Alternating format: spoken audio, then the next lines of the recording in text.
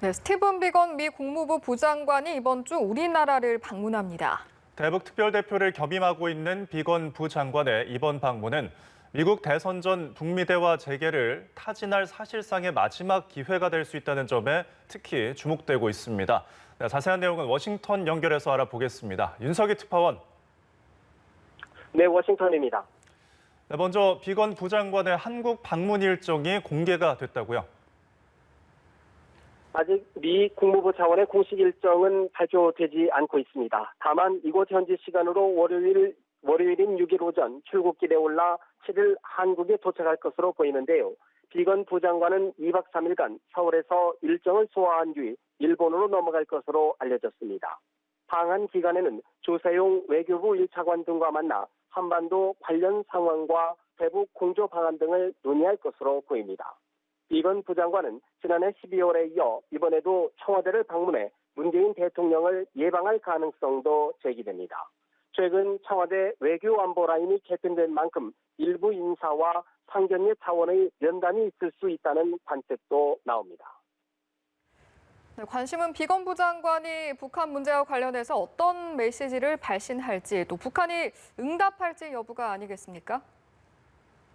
그렇습니다. 현재로서는 전망이 불투명하지만 비건 부장관의 방한을 계기로 북미 비핵화 협상에 극적인 돌파구가 마련된다면 한반도 정세의 중대 분수령이 될 수 있다는 관측입니다. 미국이 보다 유연한 태도를 보이면서 북한을 대화로 견인할 유인책을 제시할지가 최대 관심사인데요. 앞서 북한 최선희 외무성 제1부상이 비건 부장관의 방한 등을 앞두고 미국과 마주 앉을 필요가 없다고 밝혔지만 달리 보면 미국에 무언가를 준비해서 오라는 압박이자 주문일 수 있다는 해석도 나옵니다. 워싱턴 외교가에서는 재선 가도에 빨간불이 켜진 도널드 트럼프 대통령이 상황 반전을 위해 오는 10월 북미 정상회담 카드를 꺼내들 수 있다는 시각이 여전히 남아있는 상황입니다.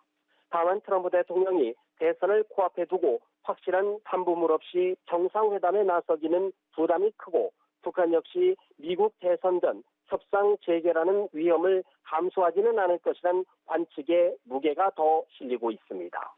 비건 부장관은 아울러 이번 방한 기간에 남북 관계에 발목을 잡고 있다는 일부 지적이 나오는 한미 워킹그룹에 대한 개선 방안도 논의할지 주목됩니다. 교착 상태에 있는 한미 방위비 분담금 협상도 테이블 위에 올라갈 가능성이 있다는 전망입니다. 네, 미국 내 코로나19 상황도 짚어봤으면 하는데요. 트럼프 대통령이 코로나19의 99%는 무해하다 이런 주장을 내놔서 또다시 논란이 되고 있다고요. 그렇습니다. 어제 미국 독립기념일을 맞아 워싱턴 DC에서 열린 축하 행사에서 나온 발언인데요. 트럼프 대통령은 미국의 코로나19 확진자 수가 많은 것은 대규모로 진단 검사가 진행됐기 때문이고 99%는 무해하다고 주장했습니다. 트럼프 대통령의 어제 발언 직접 들어보시겠습니다. But now we have tested almost 40 million people.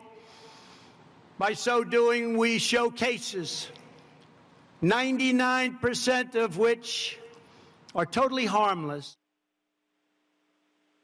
하지만 트럼프 대통령의 이날 발언은 과학적 근거가 불분명하다는 지적이 적지 않습니다. 미국 식품의약국 FDA 스티븐 한 국장은 미국 내에서 발병 사례가 급증하고 있다면서도 어떤 인과관계가 있는지는 추측하지 않을 것이라며 대통령을 옹호하지 않았습니다. 미국 질병통제예방센터 CDC는 앞서 코로나19 감염자의 35%는 증세가 나타나지 않는다는 추정치를 내놓은 바 있습니다. 스티븐 한 국장은 올 연말 전까지 백신을 보유할 수 있다는 트럼프 대통령의 언급에 대해서도 예측할 수 없다며 신중한 입장을 보였습니다. 지금까지 워싱턴에서 연합뉴스 TV 윤석입니다.